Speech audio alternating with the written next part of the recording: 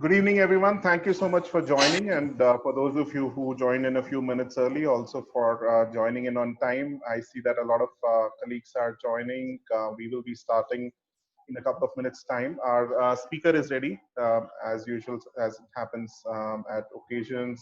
She's having a little bit of a tech issue with her Windows laptop deciding to get updated, but she will be joining in a few minutes. In the meantime, I just wanted to welcome you all on behalf of Sangath and also Essence. Essence is a project within Sangath. Aditya, if you or Babita, if you can move to the next slide.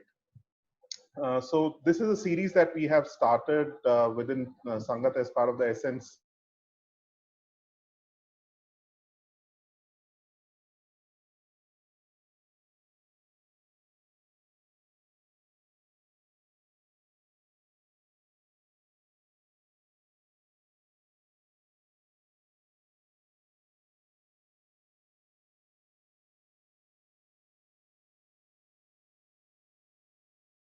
She's agreed to join.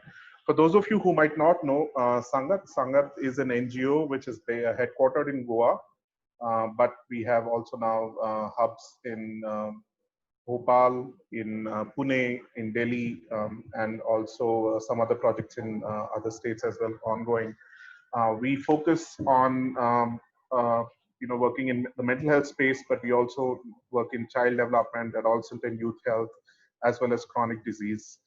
And we are soon to be entering our 25th year of existence. Essence is a project which Sangath is doing with many other collaborators. It's funded by the National Institutes of Mental Health in the US, and it aims to bridge the gap between science and mental health care services. The aim of the project is to generate evidence on cost-effective implementation approaches for scaling up of evidence-based interventions for mental disorders, specifically for depression. We have two components, one of which is the scale-up component, where we are actually doing research in Madhya Pradesh, specifically in Bhopal and Sehor, and we are looking at the possibility of training frontline health workers digitally and comparing that with face-to-face training for providing psychosocial care, and evaluating also if that is going to be cost-effective. A second part of that is going to be looking at how to integrate frontline mental health provision in facilities like health and wellness centers, which, as many of you know, are coming up all across the country with the focus on providing health and well-being services at the front line. So that is ongoing research that we are doing. The second component is actually a capacity building component, which is to work with different stakeholders in engaging with them around mental health and the need for more awareness, knowledge, as well as engagement with mental health provisioning, mental health policy making. And there we work with media personnel and professionals. So we have a course which was specifically launched for media professionals and journalists, and that right now is in its second iteration, where we talking to them around sensitive reporting in mental health. And the second element is a course which we have developed for mental health service users and caregivers. And that is a course which we will be launching on the 10th of October, World Mental Health Day. The flyers and the registration for that has gone live. The third element is actually work we are doing around implementation science and trying to promote an implementation science lens in global health and global mental health. So we have a course which has been developed for selected fellows who are called Essence Implementation Science Fellows. And this is then they go through that course, and then they're given those of them who get selected, they go through a 2-year fellowship in Tokyo, where they will then choose a research project in which they will apply a implementation science lens for global health and global mental health. And the Essence is also being implemented across 3 other countries in the capacity building component. So we have partner organizations in Afghanistan, in Nepal and Bangladesh, with whom we work very closely. And also in India, we work with the Schizophrenia Awareness Association in Pune for the Service Users Caregivers course, as well as the SCAF, which is based in Chennai, with whom we have been working on the media course. So that's a bit of background around the project, the organization, and why we are here. If you guys can move Babita and Udita to the next slide, please. and just tell you a little bit around this series that we are doing. So the next webinar is actually, yeah, keep going to the next slide, please. The next webinar is scheduled for the following Saturday, which will be the 26th of September, when we will be speaking to Dr. Kajal. So those of you who are interested in these series, kindly, we will also be sending out the registration link to all of those who registered for today's webinar, but we will also be putting it up on our social media channels as well as on our website. Kajal is an IAS officer with the UP cadre. She's been working in Uttar Pradesh. She's trained as an obstetrician and gynecologist and has been looking at issues around evidence-based health inclusion in policy. And she will be speaking on evidence-based policy making in mental health. And we are very much looking forward to that session. And then just like that, there will be a series of events that we will organize. If any of you has any suggestions or know of any policymakers who would be willing to speak in this policymaker engagement series, kindly reach out to us. You will have our contact details. You would have received the login details for today's call from Babita, so you can just maybe respond to her and give your suggestions, and that'll be really appreciated, and we'll try to reach out. And maybe if you can go to the last slide, Babita and Udita.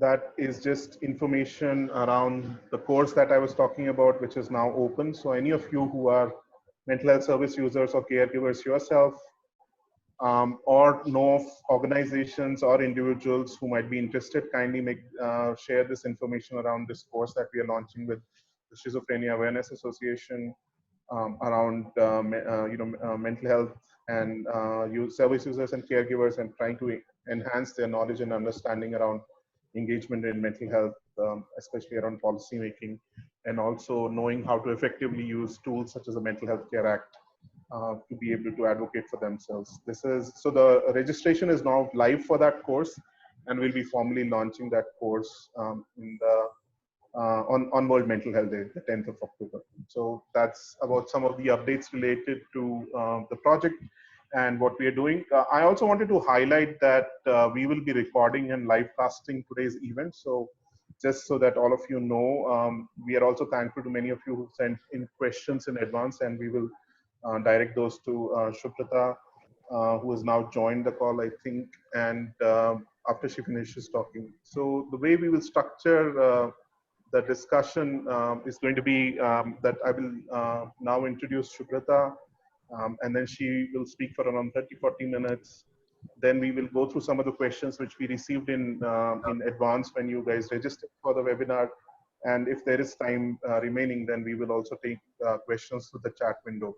So I request all of you who are interested and have any questions to kindly use the chat window. Just some ground rules about today's discussion. Again, this is a safe space and we want to keep it that way. So no abusive comments, no rude comments, etc. Any of that, if it happens, we will have to unfortunately exclude you from the discussion.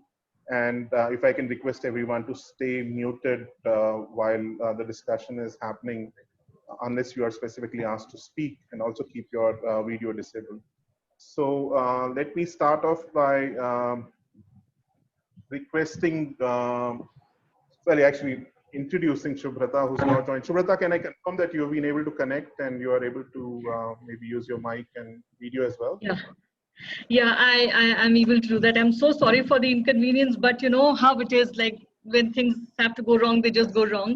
And I just may also, I don't know, I hope this goes through and I don't have to change again in between, because my device chose this of all moments to just start rebooting itself or whatever. So my apologies for that.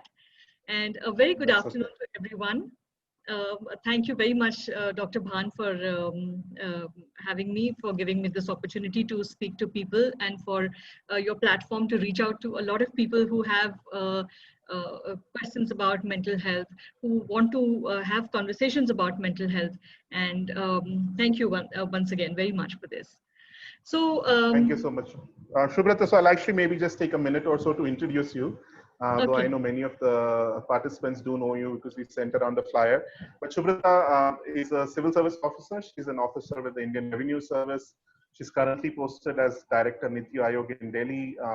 She holds a Bachelor of Science degree in Mathematics Honors from St. Stephen's in Delhi and an MBA from the Xavier Institute of Management in Bhubaneswar. She's also briefly worked in the field of advertising with Lintus and Leo Burnett. She is a a prolific author. She's been writing a lot. She's an author of a book called The Deep Word: A Survivor's Guide to Depression. She's had many speaking engagements talking about mental health and stress in the workplace, and has also spoken in events organized by the WHO and the government of Maharashtra. She has a blog on the Times of India called Elemental, which is mostly centered around issues related to mental health. And she's a frequent contributor to newspapers and media websites. She is also a co-contributor to a book called Real Stories of Dealing with Depression, which was published by Simon and Schuster in 2019. And she is very active online as well. She has blogs. She is also quite active through her Twitter ID. All of that information is on the flyer that you would have seen. So welcome, Shubhrata. Thank you so much for joining. A pleasure to have you. Thank you on behalf of Sangath and Essence. And over to you. We very much look forward to listening to you. Thank you, Dr. Pan. Today, I'll first be speaking about my lived experience of depression and anxiety disorder. And then I will touch upon issues related to stigma, which is there in society for all things mental health. So let me start by talking about my own story, about how things started. And I would just say that my life was kind of a fairy tale at that point of time, but all fairy tales end with they lived happily ever after. Probably my story was a little bit in reverse, in the sense that I had a very sought after career, a good job, a loving and caring husband, and we just had a baby at that point of time. And this very positive and happy life defining moment for me, somehow I just was not able to feel good. I was so happy with my baby. I was so happy with motherhood and everything that it entailed. But I used to find myself crying all the time. I would just keep crying and I couldn't figure out why. In fact, no one around me really could figure out why I was crying all the time. Now, it wasn't just that particular moment, because I did get better after that. I became functional. I was able to take care of my baby. I was able to live my normal life. I was going to office. I was working. But there is something which had really gone wrong, I would say, because I was not myself. And I noticed a lot of changes that were there.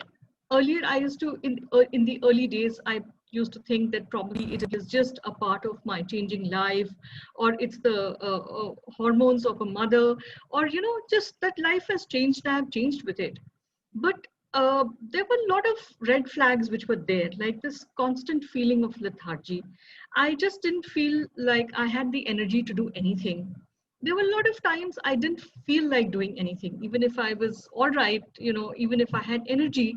But somehow the translation between actually wanting to do something and doing that thing was missing. There was definitely some parts of me which had completely gone missing. I would also find myself often sitting and staring into space, nothing really much on my mind. And even if there were thoughts, my thoughts were mostly very negative. And look, just let's say that nobody has a perfect life. There are incidents, there are moments, there are a lot of experiences in everyone's life which have not, which are not all that rosy and positive. And it's all right. We all live with all of that inside us. Even I was living with all of that inside me and still living a happy, functional, very, let's say, happening kind of life. But then around that time, just after the delivery and a few months after that, I found that I used to ruminate all the time. I used to think about every single negative incident that probably had happened to me sometime in my life, and I would just go on and on and on.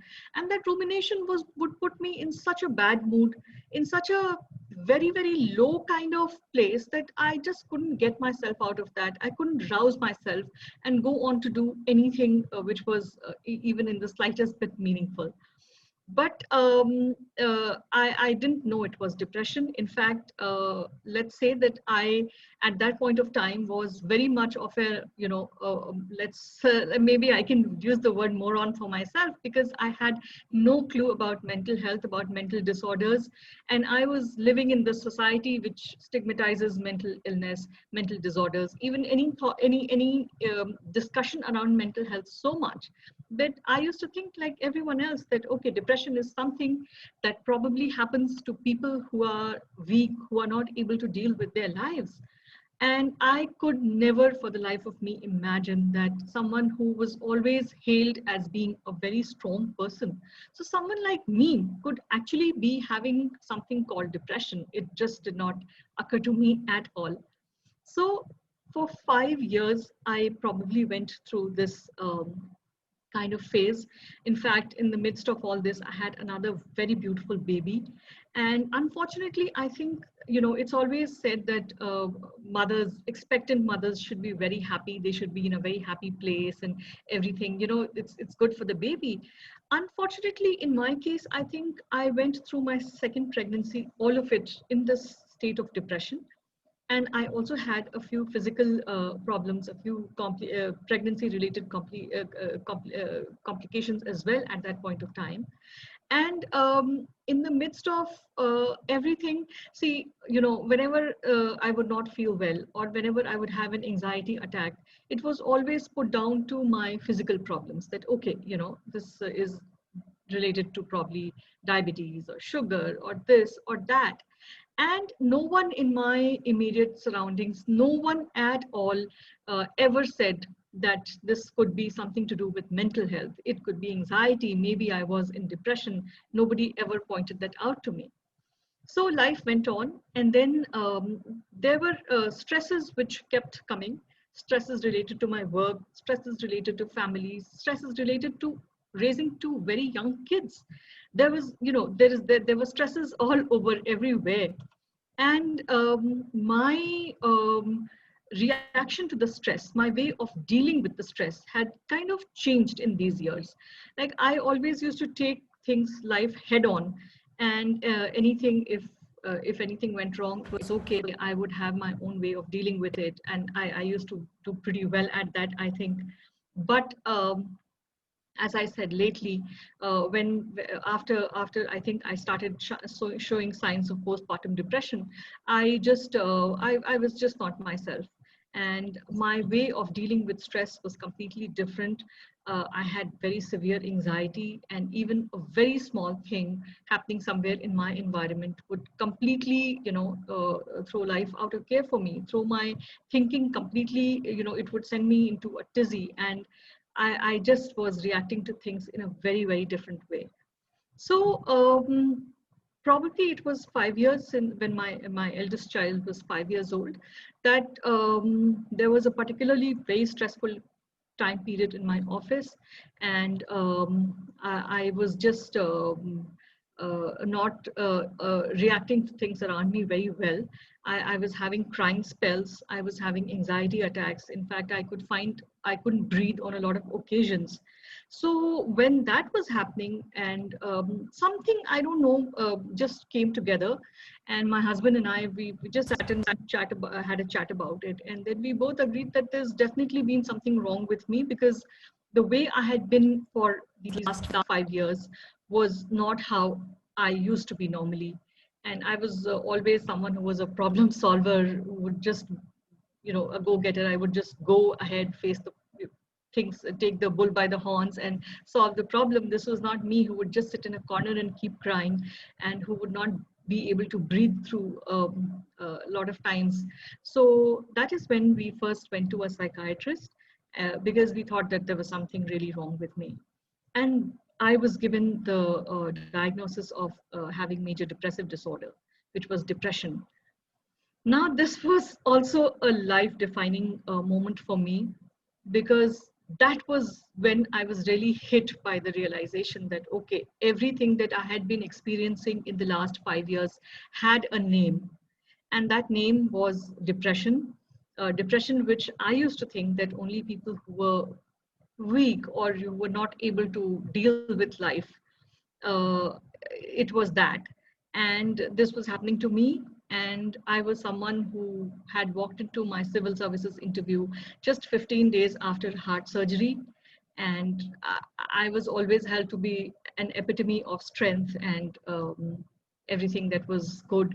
And yet this was happening to me. So definitely, depression is something which is not weakness. It is something much more than that. And then I started researching my condition a lot, because I had a name, I had something to go with, I had a problem to which I had to find solutions at that point of time.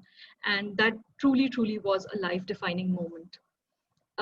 However, it wasn't that I became all right overnight. And in fact, that was kind of, let's say, the middle or the beginning, because there were worse things in store for me after that.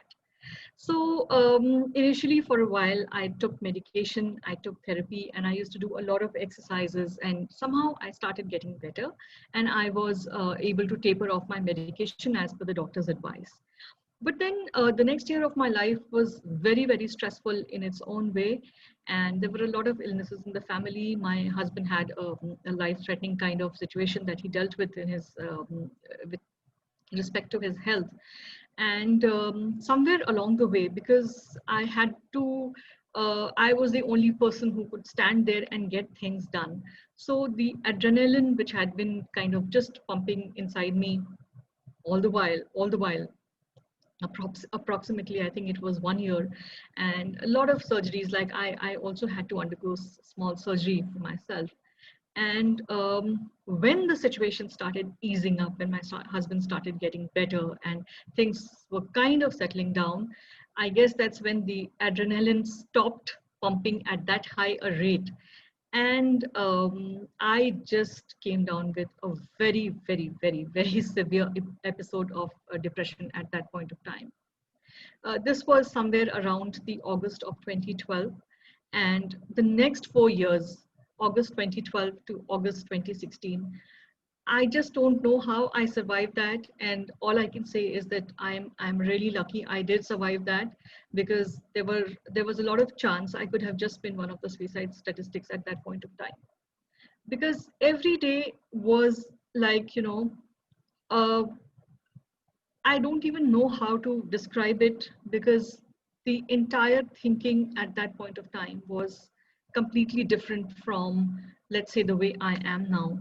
And for someone who has not gone through it, who has not experienced it, it's really difficult to define. Because it was even the colors in my life, everything around me, everything used to look dark, actually look dark. Yes, of course, it was my brain, it was my mind, it was my perception which was playing tricks on me, but it was very real.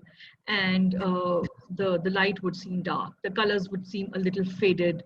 I could not find positive in anything. And again, that rumination was constantly there. Constantly, I was thinking about everything that had gone wrong at some point, that time, this one did this, that one did this. And I had no energy to do anything. I didn't have any interest. In fact, I used to love, I still love reading and writing. I mean, both. I love reading books as well as writing poems and articles, etc. Those days, I just was not able to do anything at all. And I could see things, I knew things instinctively, but I just could not react to much in my environment. Like I could see my child is going to fall, but somehow I could not make myself get up in time to go and save that, stop that from happening. And maybe there was something in the signaling of the brain. I have been talking a lot about this, that when people have depression, probably there's a lot that goes wrong with the brain signaling. I could see things that I needed to do, but I could not do it. The connection between having the thought that I need to get up and this thought actually reaching my limbs to make them do the act of getting up, there was definitely some blockage there.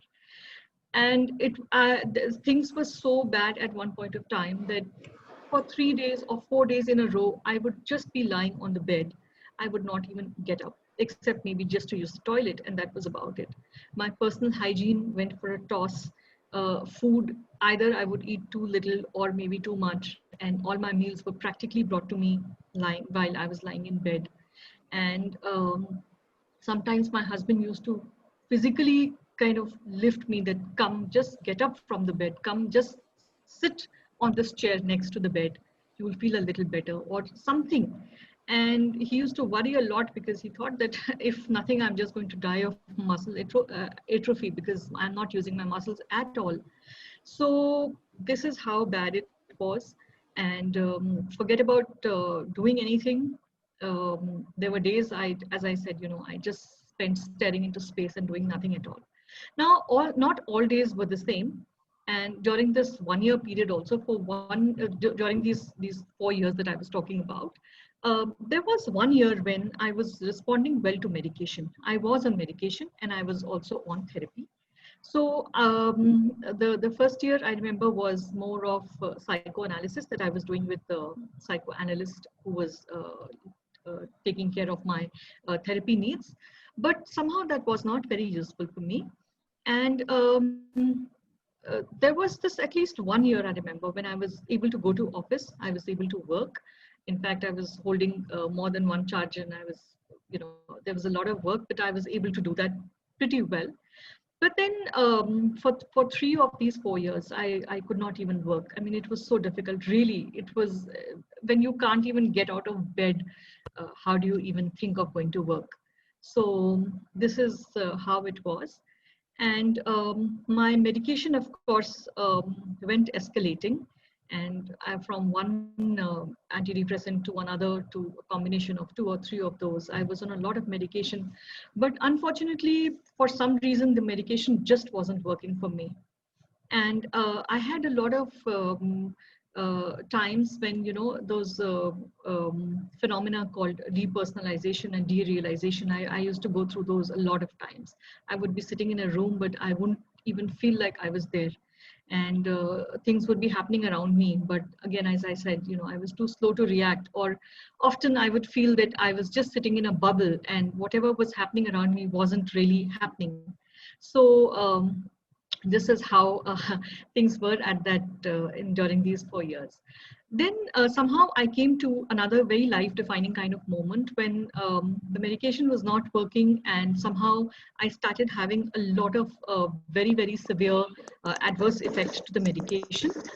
And I say this to everyone that please don't follow my example, but somehow against all logic, I just became medically non-compliant because I had been taking medication for 4 years and nothing was really helping me get better. So that was followed by a period of about 3-4 months of severe withdrawal. And I still had depression. It was very severe. I still was feeling very bad. Then somehow, I don't know what happened, but things started to get better. And just all of a sudden, I found that I had a little more energy. I was a little more coherent in my dealings and thinking. And I began to have small windows of normal mode, when I would just feel like I used to feel earlier. And that was it. That was my signal. If I was looking for a signal from somewhere, that was it. And I just held on to those moments of clarity, those moments of normalcy normalcy for me in the sense that the way I used to be before depression happened. So I just started holding on to all of that and building up on that. And one of the things that had helped me a lot, it was cognitive behavioral therapy. So for 1 year, I had done it in person with my therapist at the place where I was. But then because we had to shift to another place, so 1 year of therapy I did with her on online platforms. And that also really helped me a lot in getting my thoughts together, getting my thoughts rationalized. And I used to, as I got, it was one thing following another. As I got more energy, as I got more clarity in my thought, I was able to do more with my time. I was able to exercise more. I was able to do yoga. I was able to do a little bit of mindfulness meditation. I started going for regular swims, things which I used to do earlier. But then when I had severe depression, somehow I did not have energy to do any of this. So once that started happening, then it was like, it was just like it just started getting momentum. And some 8 months, 7.5 or 8 months after I had gone off my medication, I just felt some real shift happening. And then again, it was like the light started looking as bright as it used to. The colors again appeared as bright, and things just started easing up. I could started doing things effortlessly, like making my bed, taking a shower, talking to the children, helping them with homework. Once in a while, going into the kitchen, even if it was just to make tea or coffee for myself. So for small things like that, and then it's been 4 years now, and I can only say, by the grace of God, touch wood, I've not had to look back. And at the time my recovery started, where I would peg my recovery to have started, that was August, September of 2016. And I was on leave at that time because we were not here, we were living in Bangkok. And when we were going to Bangkok, I really had not thought that probably, I used to think that I wasn't sure whether I'll ever be able to go back to work, because I was lying in bed all day, and can I ever go back to work from that?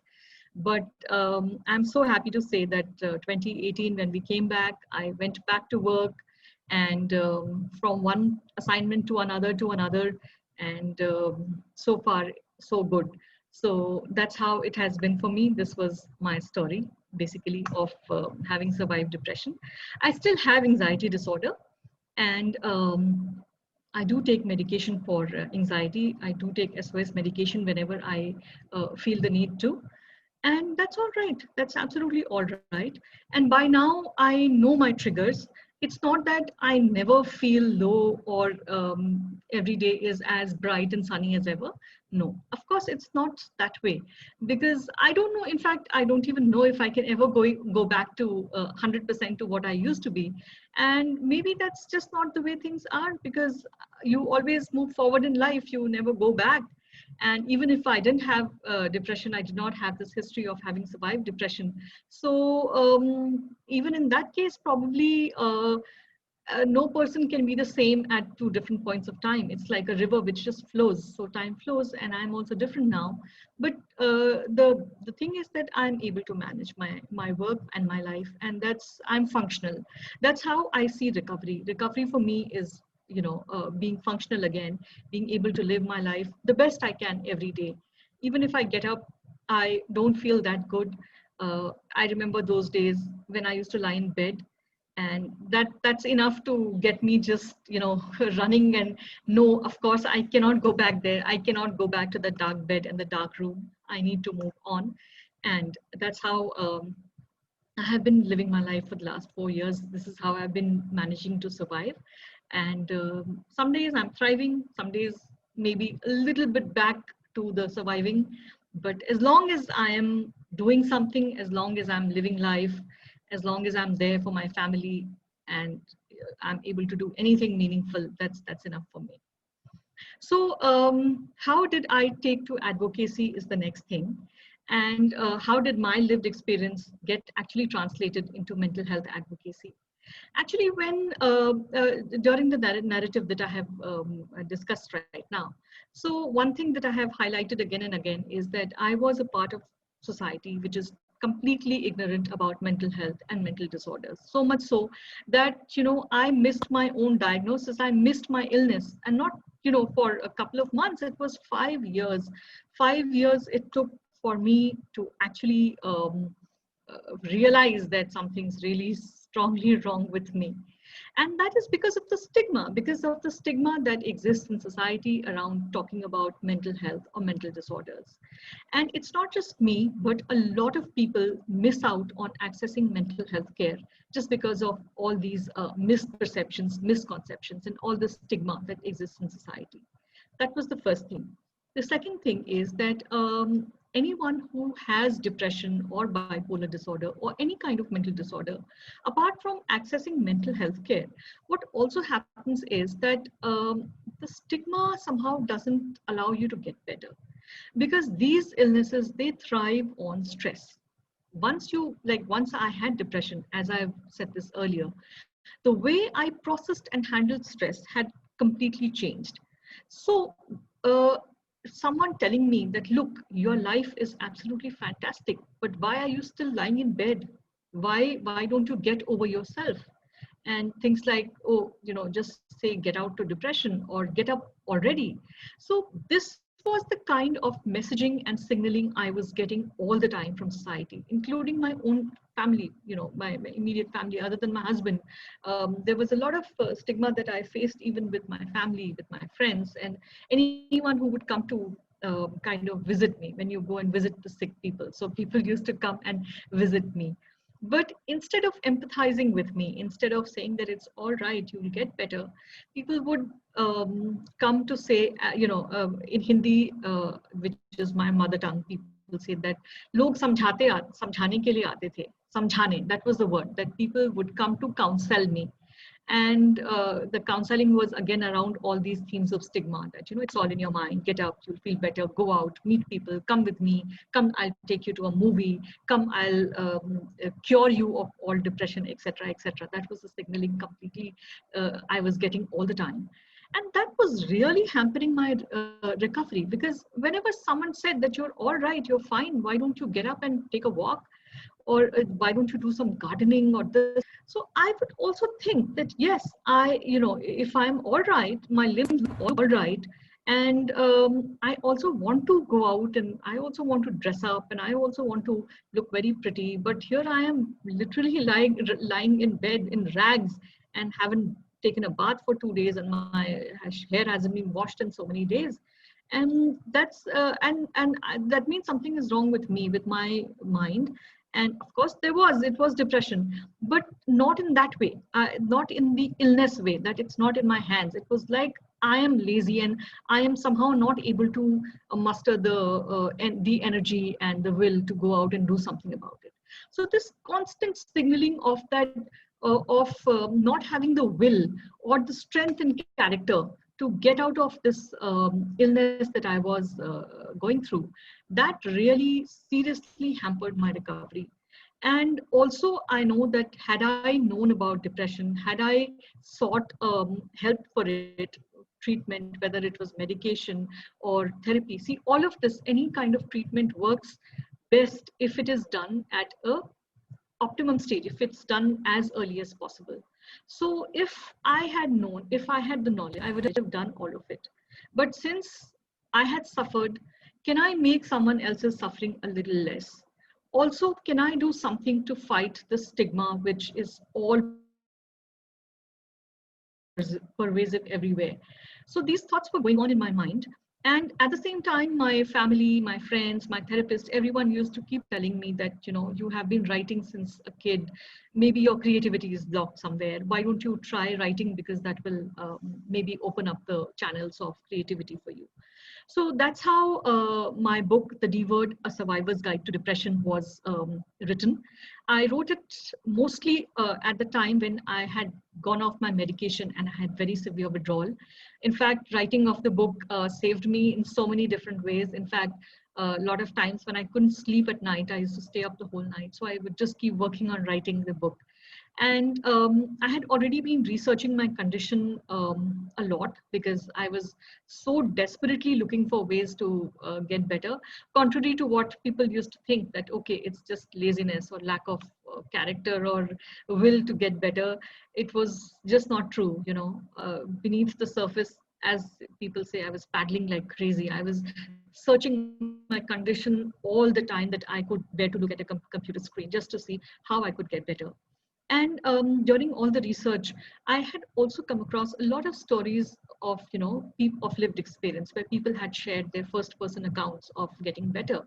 And those first person accounts had kept me alive on so many days when I used to think that what is the point in even existing like the way I was existing, not doing anything at all, basically like a vegetable.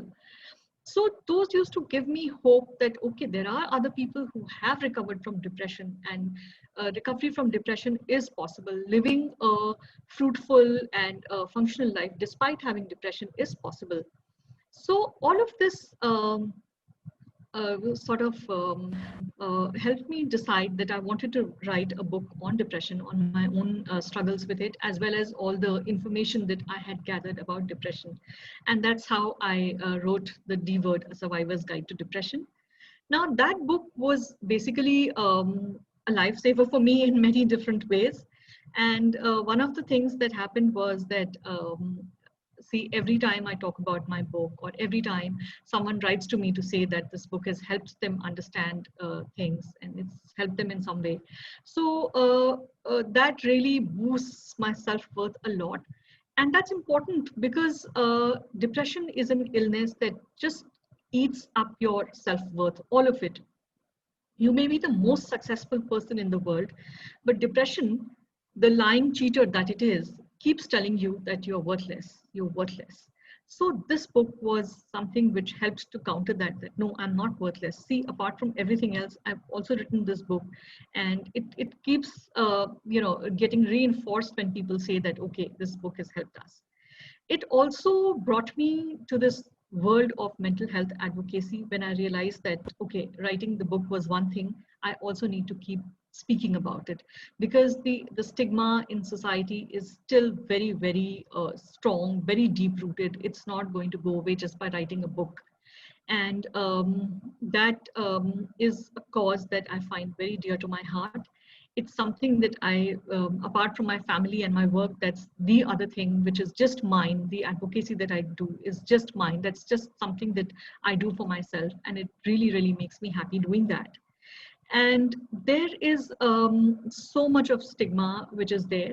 Now, another thing that is always discussed is, why is there so much of stigma? Now, of course, I don't have any answers to that. I have not done any research on it. But there are a few thoughts which I'd just like to share today on this platform about maybe reasons for why there is so much of stigma. First thing that happens is that, see, if it's a physical illness, what happens is people can see it. People can see that you have a plaster cast on your arm or your leg, and there are x-rays, there are blood tests, your blood sugar is high. This is a BP machine which will show that you have hypertension. Unfortunately, in the case of mental disorders, because the brain is such a complex organ, there are no conclusive studies as on date which really are able to talk conclusively about why someone has a particular kind of mental disorder. And there are neurological correlates of everything, including depression. But the thing is that the studies are still at a very, let us say, elementary stage, and it'll take a while before any conclusive evidence comes out. Second thing is that, see, you cannot see neurology. You can look at the brain scans, but not everyone can interpret those brain scans. And functional MRI or those particular kind of brain scans are also a fairly, let us say, exploratory area right now. So no one can look inside the brain to see what is actually happening there. Like I mentioned, I wanted to get up, I wanted to walk, but the signaling was missing, like my brain and my limbs.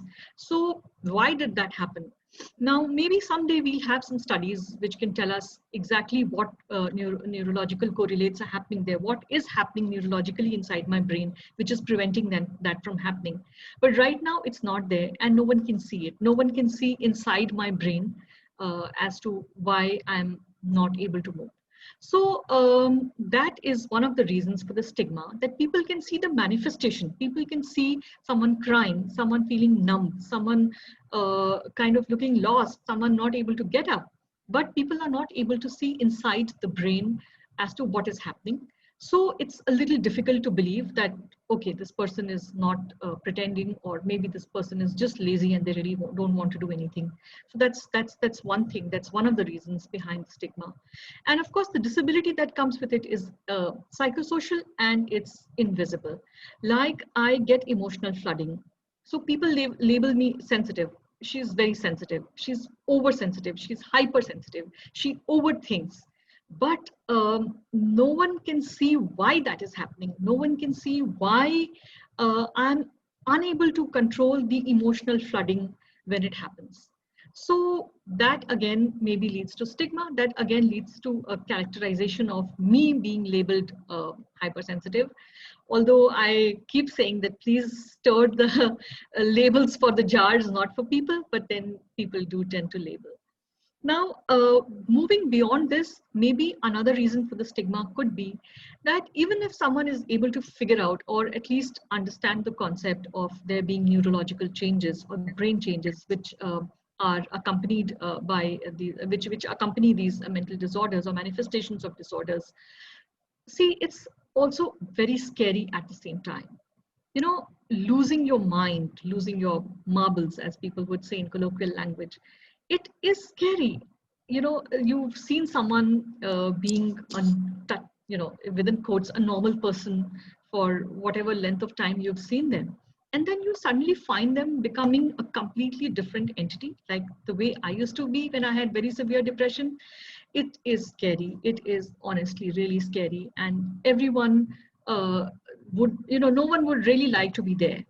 So that's one way of kind of telling yourself that, okay, I'm different from this person. I don't want to be that person. I don't want to ever go there. Maybe I'm strong. This person is weak. That's why they got it. And I'm sorry to say this, but as a society, we a lot of times do blame the victim or the person who's suffering for their own sufferings. Let's be very frank. We are cruel sometimes. We really are cruel that way, and it's not just with mental disorders. Even if you see someone overweight, people will always keep body shaming, using abusive words or saying that okay, they are responsible for their own weight, maybe their eating habits, whatever. Even for physical disorders, when someone gets hypertension, even if someone has a heart attack, people will sympathize and everything, but ultimately somewhere at the back of the mind they will keep saying isne zarur kuch kiya hoga. This person would have been smoking or drinking or eating a lot of bad food, or we always do that. So maybe that's a way of thinking that we are immune from all of this if we do the right things. I don't know what it is, but it's very much there, and probably the stigma around mental disorders is also an extension of that. So, but understanding the stigma is very important, because we as a society really need to move beyond the stigma. And the one thing that mental health advocacy has brought to me is that it has opened up this whole world that is out there in the mental health community. And as I was just discussing some time back with Dr. Bhan, like when I was writing the book or when I was researching depression and anxiety, uh, was basically, from a point of view of trying to help myself. Like, how do I get better? How do I get out of this very difficult position that I'm in?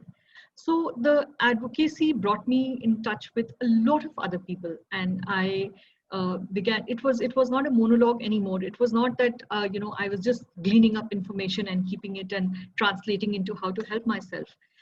It led to a lot of exchange of ideas with other people with lived experience. And every experience is different, because ultimately every life is different, every person is different, every brain is different. So I've had a lot of opportunity to talk to a lot of stakeholders in the whole area of mental health, and that has been a very, very enriching experience. Although I would still say we are still scratching the surface, there's a lot more. There's a lot more that needs to be done. And to be honest, as I'm kind of nearing the end of my monologue here, I would say this is the only thing that makes sense out of my depression experience. This is the only thing which makes sense why I had to go through whatever I had to go through, because it was horrible. It was like living in hell. It was like seeing into a really, really dark well, and nothing staring, my reflection wouldn't stare back from the well, because there was nothing there. That emptiness, the darkness, that was really, really soul shaking is all I can say. And to have been there, to have experienced that, what purpose could it serve? Because people say that everything happens for a reason. So maybe this was the reason. Maybe mental health advocacy was the reason. Maybe trying to give voice to other people like me who are not able to speak up. For example, I know a lot of my colleagues who have mental health issues, but they just are not able to speak up because of all the stigma and the fear that is there. And I was fortunate to have very, let us say, very supportive seniors everywhere who really helped me. Despite my having opening up with mental disorder, I've had no, I'm no one's told me in office that, okay, you know, you're not doing anything, you have this. I do my work and I'm appreciated for it. And of course, my husband who stood by me like a rock. My children also have, as they've been growing up, they've been supporting my advocacy. So it is because of all this support that I have been able to stand up in society with my head held high and say that, okay, I have survived depression, I have anxiety disorder, but I'm not ashamed of it because it's an illness that happened to me. So not everyone has that. And maybe when I speak, now I don't just speak for myself. Maybe I'm trying to speak for others too who don't have a voice. And I just hope that I'm able to make a difference with the advocacy I'm doing. And that difference is not just talking, but maybe sometime it'll actually translate into more of some action happening on the ground. Thank you. Thank you very much. Thank you so much, Shubhrata, that for being so candid, sharing your own personal story and the trials and tribulations you've gone through, and also the survival strategies, what has worked for you, and where you are right now in this space where you've been obviously a prominent mental health advocate, speaking about why we need openness and why we need to dispel stigma and discrimination around mental health, just in the way we do it for many of our physical health ailments. So very much appreciated. We have around 40 minutes, I think, for discussion, and there are a few questions which have already started cropping up. And I know a lot of people are sort of very concerned also about the impact of mental illness, and also being open about your own mental illness with your own family and also in the workplace. And so do you have any suggestions? Because I think there are a lot of questions around how do you actually deal with that issue, when if your family might not be sensitive, or if your workplace might not be sensitive, or maybe a corollary to that is how do you ensure that both also family members and your fellow colleagues, etc., at office can be made sensitive to this? I would like to answer this question at two different levels. Now, the first is at the level of the individual. At the level of the individual, when it comes to making a decision about whether you would like to share or make known that you are suffering from any kind of mental disorder, now that's one thing that you really need to give a lot of thought to. Because a lot of, as I keep saying, there's a lot of stigma which is there. And it's not that I have not had stigmatizing things said to me at the workplace. I've over these years, because I've had depression for such a long time. So I've had a couple of people tell me that there was gossip behind my back when I first started having depression, that okay, she just doesn't want to work and she's saying this so that she can shirk work, and it's just an excuse to stay home. I've heard that as well. And after I joined back work, someone did say to me, I mean, this was just one person, but this one person did say to me that be careful, don't talk about your illness, because see, it's not me saying this, but there are others who might say that if you are not well, if you have a fractured mind, why don't you just take leave and go home? So I have heard these things too. Now, in my case, of course, apart from family support, I also am a government servant, and government is a very sympathetic employer in that sense. And that has also given me a lot of strength and support in being able to speak out without the fear of anything hitting me back. And I've also been very fortunate to work with very open-minded bosses, like even at present where I work, NITI Aayog. I work, so closely with everyone there. I wouldn't want to take any names, but they're all very famous people. And I have received a lot of support from everyone, from my immediate superior boss to everyone up in the hierarchy. So this is something that was my personal experience. So for anyone who is trying to take a call on whether they should speak about it or not, please do weigh in the consequences, because it is important. You do need to keep your job, you do need to make a living, and it's very easy for someone to say that, okay, it's all right, go and talk about it, but it's only you know what's going on in your life, you know what are your life circumstances. And unfortunately society does gag people in this way. So it's something that you need to talk about, maybe with your family if you can, if you have a supportive family. So that is on the individual level. And families need to be supportive. Of course, there are no two things about it. In fact, this is something that I have been saying again and again, that family support is, it's a deal breaker if you don't have it, because it takes a lot to survive from day to day.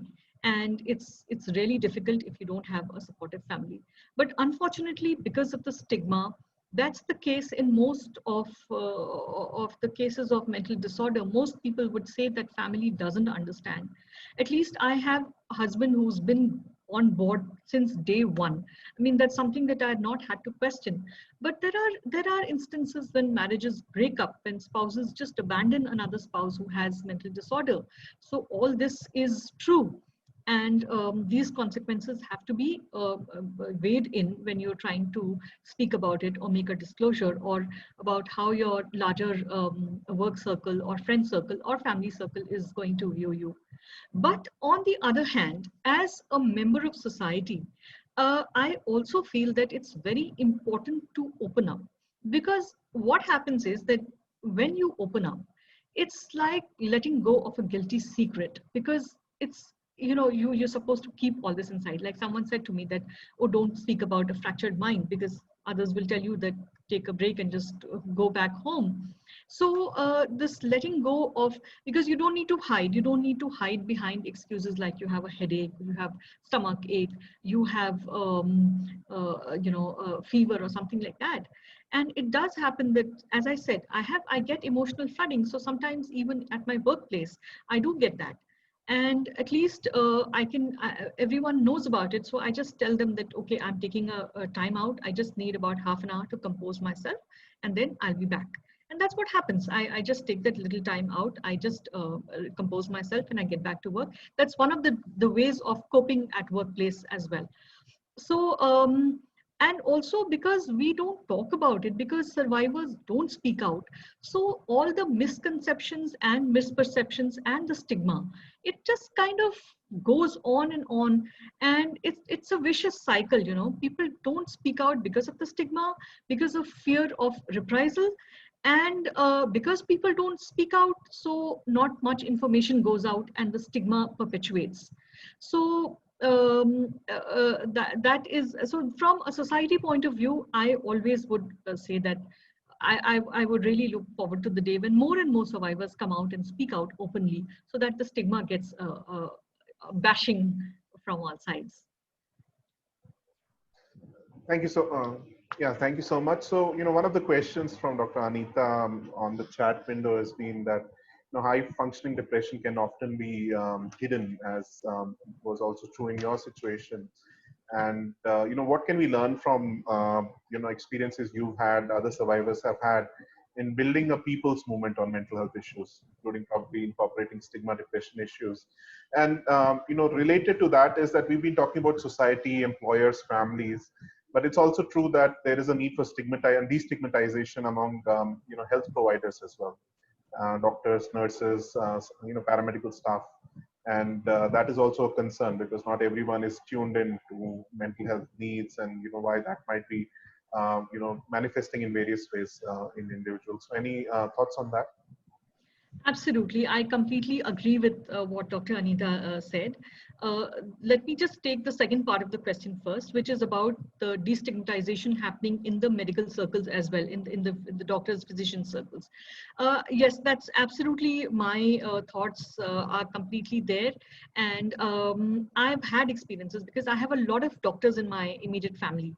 So, I mean, with due apologies to them and to other doctors who are watching this show, but honestly, other than psychiatrists, my personal experience has been that there is very little exposure, or there's very little information, awareness about mental disorders, even amongst physicians and doctors. And I would even go a little further. I may be, you know, not a lot of people may not like this saying, am I saying this? But I've also found a few psychiatrists also stigmatized, and even counselors and therapists, because we don't have a very professional kind of therapy that goes on. I mean, I've had mixed experiences there also. So it is very true.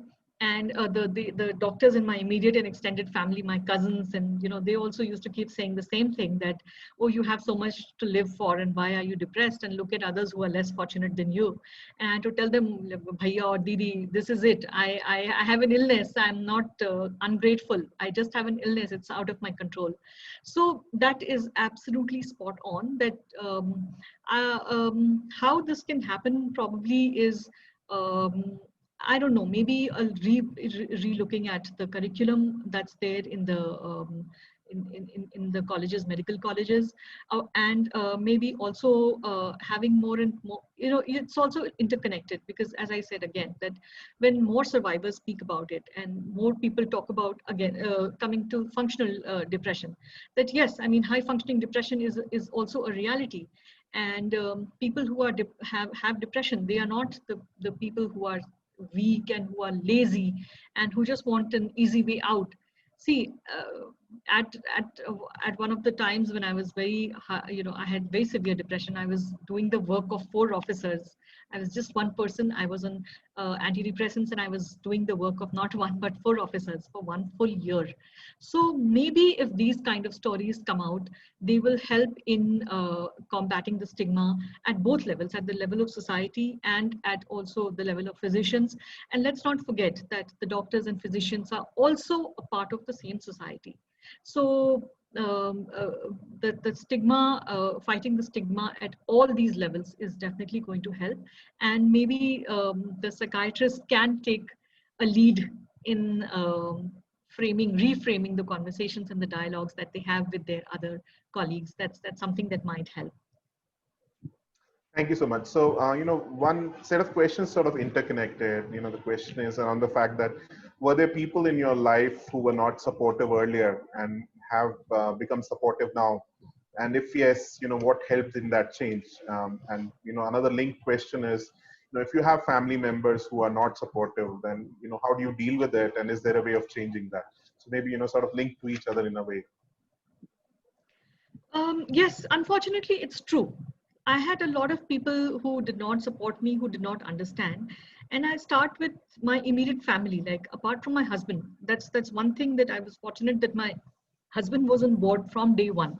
He never had a doubt about what's happening with me, because obviously he'd seen me day by day, and he'd seen everything that I had been going through. So that was a good thing. But apart from my husband, whether it was my family, my in-laws' family, people did not understand. Even my parents, they're pretty old, and they could not understand that they could not figure out what had gone wrong. And they always used to say that you were always this very bold person. Look, what kya ho gaya? And that's the thing. I had no answer, because I myself didn't know what had happened to me and why I was feeling the way I was and why I was not able to be the way I used to be. So this is very true. And in the workplace also, I mentioned that, a few officers thought that, few seniors thought that I was just, I didn't want to work in that particular office, and I just was lazy, and that, and being a woman somehow compounds that, because it was also a gender dialogue that a lot of people think that women don't want to work, and they want to take the salary, and they just want to go home and sit. So all of this was coloring the perception of people around me. And even in the extended friend circle, I've had friends who dropped out on me. I had friends who stopped taking my calls, who wouldn't call me, who wouldn't talk to me. Maybe I was a drain on their resources, because ultimately they did not probably understand what was happening, and I needed that support. So and this is actually not having support is something that I've heard from so many people, so many survivors, and mostly it is the way the society is, and having a supportive family is, let's say, an exception rather than the rule. So what I would suggest to people who don't have family support is that, well, do identify a few allies. See, someone may not agree or understand you 100%, but it's also a difficult illness to handle by yourself, unfortunately. So if you see anyone who is at least open or willing to talk to you, spend time with you, and try to understand what's going on, try to make allies out of them, try to talk to them, try to tell them about what's actually happening inside, and also nudge them a little, encourage them to educate themselves a little more, become a little more aware of about mental health issues. And fortunately these days there is a lot which is available, because the internet is a big leveler. You know, it's a democratic platform. You have a lot access to a lot of information because of the internet. And if you have some people in your immediate environment, let's say at the workplace or in your family, who do not understand, and you find that they end up triggering you much more than, you know, helping you, well, it seems painful to say that, but maybe it may be a good idea to just keep away for a while till you reach a stage when you're able to handle whatever comes from them. And see, they lot of, see, people also, it's not their fault. Like, a lot of people don't know what this is, and let them also come out of their shell. Let them also come out of their ignorant zone and get better informed. And that also happens, because in my case also, my everyone came around, my parents, sisters, my in-laws, everyone. I've had a lot of support from them, and even now they're very mindful of what could trigger me. That happened. That completely happened. So don't write off anyone. But if someone is triggering you right now, it may be a good idea to limit your exposure to them, at least for the time being, and wait till a time they become more understanding and more supportive. Sure, thank you.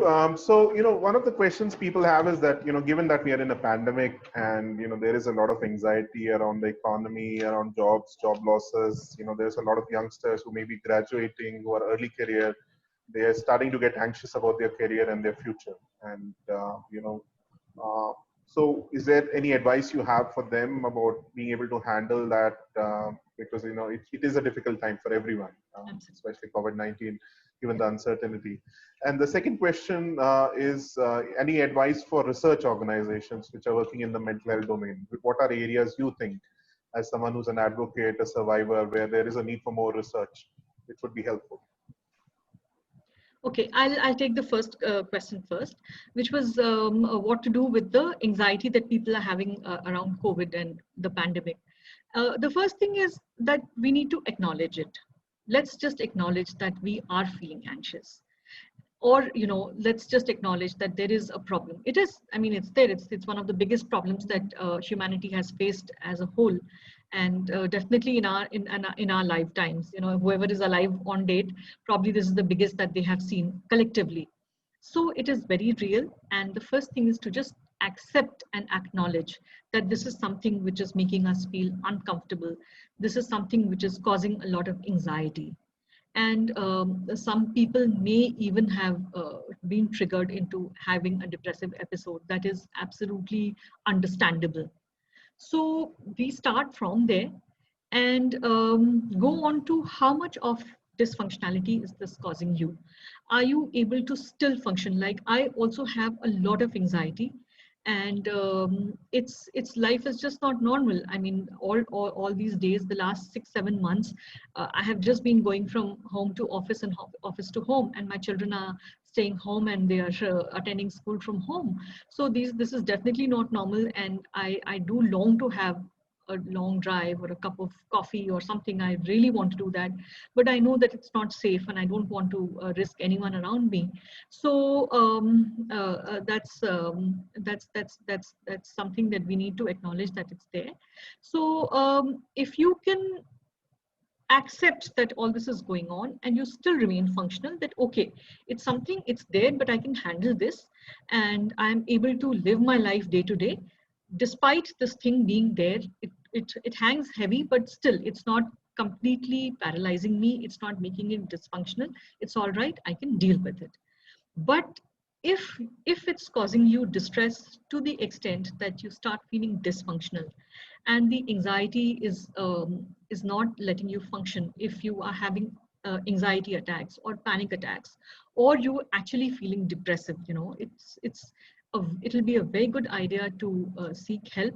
And if you can get a hold of someone who can help you with counseling and therapy, and if that doesn't work, then if you can see a psychiatrist who can help you with medication, anything that can help you tide over this time, because these times will not last forever. Things will ease up, but right now it's important that we have to survive this pandemic both physically and mentally. And in that case, whatever help you can get from wherever, please don't be shy. Please don't feel any shame in that. Please don't be hesitant. Do reach out and do get help from wherever possible. And as far as the research is concerned, yes, why not? This would be a very good time to have figures on what's going on, because a lot of times in the mental health community, we keep talking about a lack of data and figures about mental illness or depression, anxiety, what is happening to people, what is how many people have this, or how are they dealing with it. So I really cannot say off the cuff right now. Maybe I need to give it a little more thought on what kind of data would be required, but any time is a good time. And for instance, like the suicide figures, suicide figures have been going up. So if someone can keep track of, I think I know a couple of people, I think in the mental health community who are doing that. So that also might be a good place to start. And also uh, the other determinants of mental illness, if we can look at any of that, if we can get any data on that, that would definitely help in the long run in any kind of intervention that might be required. Thank you.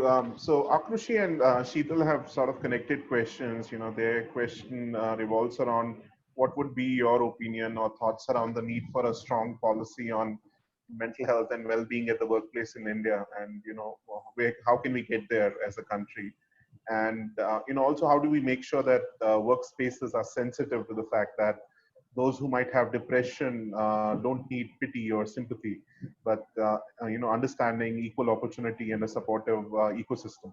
So what can we do to ensure that, both probably, I guess, by working with our colleagues and our workplaces, but also legally and through policies? Okay. That's a very fair question. And before I answer that, I'd just like to once again stress that I'm talking in my individual capacity here. It's important to keep that distinction because I also work at the policy planning level. So right now, whatever I'm saying is in my personal capacity. It is, see, already we have legislation and we have a mental health policy, which is an overarching guidance for all of India and all kinds of organizations, whether it's a government organization or a private organization, or even whether it's something in the organized sector or an unorganized sector. These are definitely overarching guidelines for everyone. So that having been said, it is also true that there's a lot of stigma and very low level of awareness about mental disorders and mental health. Why just disorders? Let's talk about the broader spectrum of mental health. So the awareness at all levels is very low, and that also reflects into most of the workplaces. So I don't think that many workplaces have their own mental health policy. There might be a few exceptions, and that's kind of gladdening because recently I have come across a few big names of employers and organizations that have set a mental health policy and have got it pat down in the workplace. But again, those are exceptions. And I definitely would say that it would really be helpful in the long run if more and more people came forward, more and more organizations, and came out with a mental health policy that they would apply. And as an individual, again, I say that most workplaces are all about productivity and how much are you giving out every day, and what is the return. I mean, the organization is investing in human capital, as it's called now, and what is the return that they're getting on their investment in that human capital. So I have a different opinion altogether because look, we are all human beings, are we not? Even the employer is a human being. Even organizations and corporations are made up of people, and I'm also a human being. And somehow that human essence gets lost somewhere in the midst of all the productivity and how to get the most out of, more bang for the buck or something like that. So we definitely, all organizations and society, need to look at people as human beings, as individuals, people who have mental health, people who have emotional health, people who have families. And if we changed our thinking to, to keep the human being at the center of all our policies in the workplace, so that may get people to work in that may make the workplaces definitely a safer space for everyone there. Thank you. Vidhi has a question that, if someone is going through such a stage, you go through a depression cycle, you emerge from it, how is it that we can speak to our young ones, our children about it, and, help them understand what you might have gone through and why certain things happen, so that, they don't feel probably anxious about it, because it's quite likely that especially kids, whether your own kids or those within your circle, might not understand what exactly is happening. So any thoughts on that? That's very true, because we usually tend to hide things from children. Whenever there is anything which is anxiety provoking or anxiety causing, we tend to hide it from children. And to be honest, when we're talking about mental health, that's something that's even most grown-ups don't get that. It's so difficult to explain to grown-ups what's happening. So it's even more difficult to explain to children. Now, at the same time, I would also like to say that children also are resilient. And in fact, we need to make them more resilient. And we can do that only when, just like vaccination, sometimes a little bit of adversity, if they come across, it helps them become a little stronger. And by that, I mean, I'm not talking about abuse or something. I'm just talking about normal life situations, which we tend to hide from children. Um, that we somehow need to reconsider. Do expose children to what you think they can handle, and do help them with the resources to handle that. Like in my case, when I had very severe depression, I had to talk to my children. They were very young at that time, and I remember I decided to talk to them when they were 5 and 7. So I tried to explain my illness in the words that they could understand, in simple things like, it's like a fever that makes me cry or makes me feel low. So something as little as that. But then the important thing is not the words that you use to them. The important thing is that you make them a part of the knowing circle. They should not feel left out. They, in fact, believe me, children have a sixth sense. They know when something is wrong. So hiding things from them is what makes them very anxious. So do be open with them, do tell them a little, help them build that resilience towards whatever is happening. So once I had that conversation, then the first conversation was the most awkward. These were 5 and 7-year-old kids that I'm talking about. But then every subsequent conversation became a little easier, because I could refer to this. And as my kids have grown up, now they are 12 and 14. So of course, in the middle of this, my book came out, and then they started studying biology. They started studying about the human brain, about the neurons, the neural pathways. So my conversation with them on mental health started changing. And also, as they grew up, they have their friends, and they have their friend circle, and there are sometimes conflicts, and they have exams which always make them a little anxious. That's there. So having had these conversations, being open with my children about all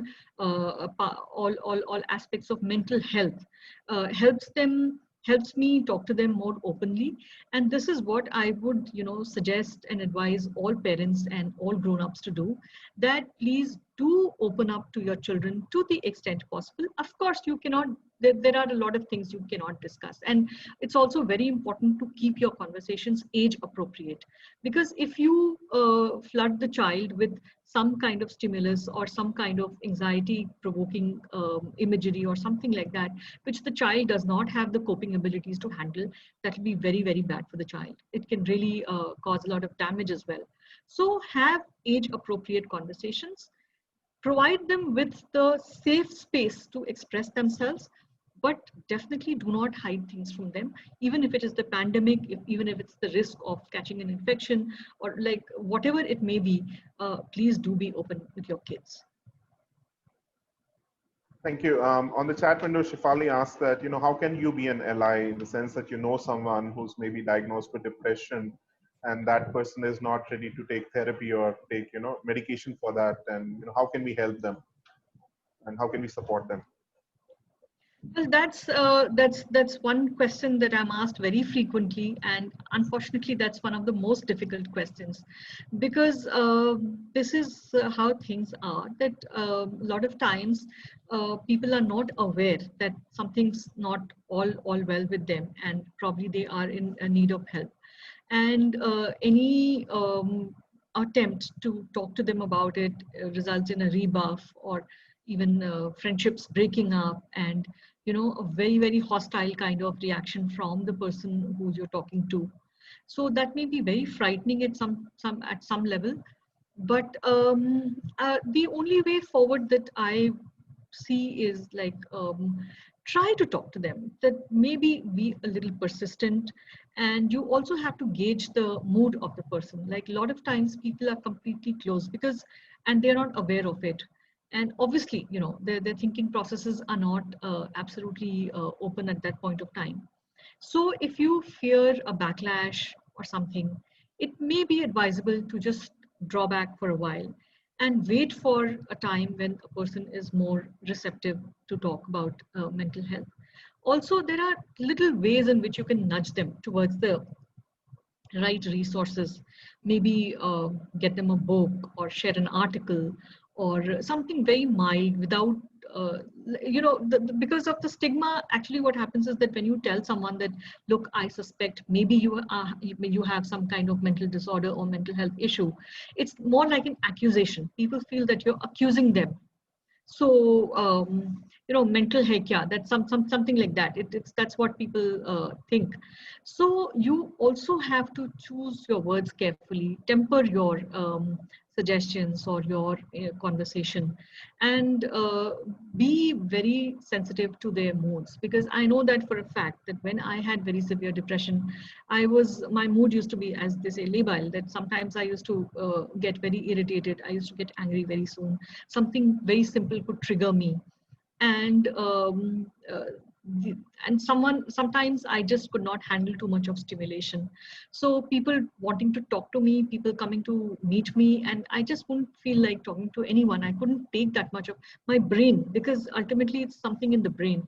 So my brain couldn't handle all that stimulation at that point of time.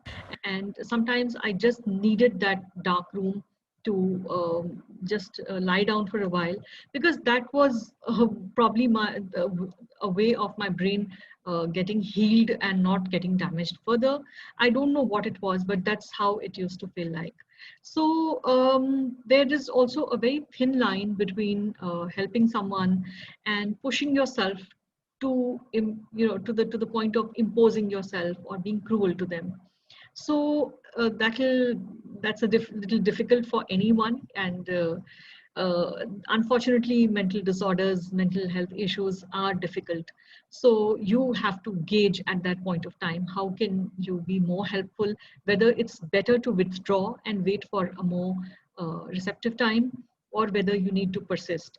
And this is, of course, all superseded by the, if you see someone is in real danger of self-harm, or there's a threat of imminent suicide. Now, that is a different thing altogether. That is a time when you have to very decisively take an action, and you have to save your favorite person from harm's way.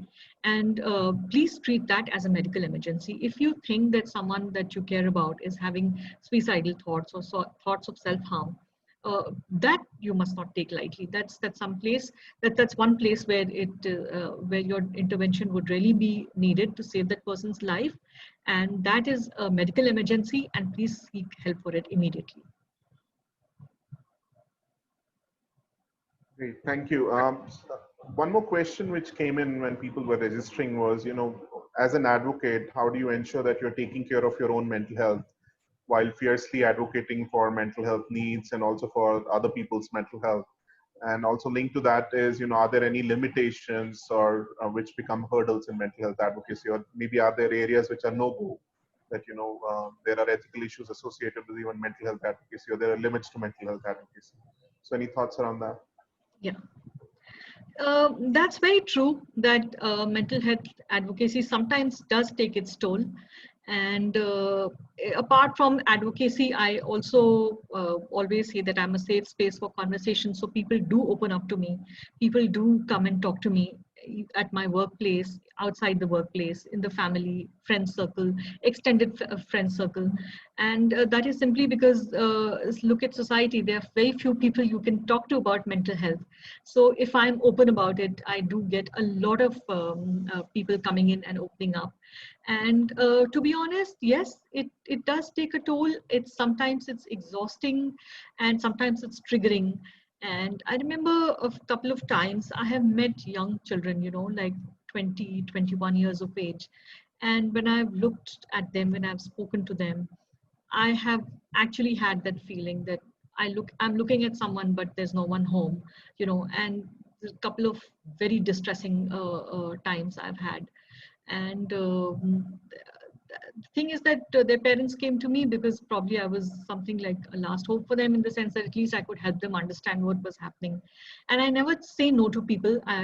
Fortunately, till now, I've not had to. But then, of course, I also need my downtime. And anytime something like this happens, when I get triggered, when I feel very low listening to someone else's story, or giving them advice, and I just remember those days when I used to just lie in bed, and sometimes people would come and talk to me, and someone would make sense, and that person making sense would be the highlight of that day or that week for me. So I just think of my own days when I needed people, when I needed help, and that's something that helps me keep going, keep going, keep going. And that's why I take every opportunity that I get to talk, whether it's a platform like this or whether it's a personal conversation I have with someone. And as of now, I would say that yes, of course, advocacy has its limits, because it cannot cure anyone. It cannot treat anyone. I cannot treat anyone. And I always am very clear about it. I always keep saying that, look, I'm not a professional. I'm not a psychiatrist, a psychotherapist, or a doctor, or a mental health professional, or a health professional of any kind. But yes, I'm a mental health ally. If you come to me, I can give you advice. I can talk to you. But then, of course, beyond that, if you're looking for professional help, you have to seek elsewhere. I cannot help you with that. But I keep doing what I do, because that's also important. And I think it's because of a lot of mental health advocacy which is happening in the space right now, that a lot of these conversations are becoming mainstream. And I would be very happy if all of the talk that we do translates into more and more of mainstreaming of mental health conversations. That's all I hope for at this point of time. Sure, thank you. We are almost at the end of our session. So maybe, I know you're speaking in your personal capacity, but as someone who's worked in policy circles, as a policymaker, any suggestions about how we can promote mental health more in policy? How do we get our voices heard in policymaker circles? How do we ensure that mental health gets more attention in policymaking in India? And what can we do collectively towards that? On one hand, of course, there are a few people in the policy-making circles also who keep talking about mental health. And that's where I also do that. See, every time I make a statement in my workplace, or I use myself as an example, that also again is an extension of advocacy, because that's where people can see that, okay, this is not the stigma gets busted and the myths get busted. And I'm not the only one. There are a few other bureaucrats I know who have also opened up, and they're all in very high positions. And there is a lot that is happening behind the scenes. It keeps happening. But of course, because mental health is something that society itself kind of shuns. And every person that you see, whether it's a policy maker or whether it is an activist or advocate, we all are part of the same society. So obviously, even in policy making, whatever is important to society will get reflected. So if the society comes together and says that, okay, mental health is important enough, then I'm sure the same will also get reflected at the level of policymakers. And that's one place I would just like to add a little to one of the answers of the questions about the mental health in the workplace. I completely forgot to say that at that time. That we have been saying this, Dr. Ban, you've also been a part of these conversations, that mental health and asking for better care, etc., are not just matters of charity. This is a right, it's a human rights issue at many different levels. It's not just the intersectionality, but also that people who have psychosocial disability, who have mental disorders, they also have the right to approach, to access mental health care for themselves and to get all the rights that they deserve to have. So that is something that often gets, that's something that gets that somehow gets lost in the noise when it comes to workplaces, because workplaces always have, the burden of proving yourself to be worthy every day is on the person who has the disability. And also most people react in a charitable kind of way. It's more from a place of charity, that okay, I'm a nice person, so this person who has psychosocial disability or mental disorder, I'm nice to them, I'm understanding, and I'm supportive. So we need to take that a little further, and this has to become something of a right that a person with psychosocial disability can claim, that I don't have to prove to everyone every day that I am capable. I am capable, although I do have a little bit of disability. So, and I deserve to be treated in a proper way, not because it's a place of charity, but because that's my right. So that is something, again, which will happen only over time, and with more of with more of support from society. This cannot happen in a vacuum. This has to happen within society itself. Thank you so much. We are in the end of our time, Shubhrata, for joining us and for so honestly sharing with us many of your own struggles, how you've coped, and your own suggestions around how other people can get involved in advocacy around mental health, and what we can do collectively as folks who worry about mental health, what we can do to maybe encourage more attention to it in policy. It was a pleasure listening to you, and we look forward to reconnecting with you at a future event. And thank you everyone who's joined us today for the call. We will continue this series. The next time we will be meeting is on the 26th, which is a week from now at 3 p.m. We will have more information on that on our social media channels of Sangath, as well as on our website. And we are also launching, as I said at the beginning of the program, a course for service users and caregivers in mental health to help them feel more engaged.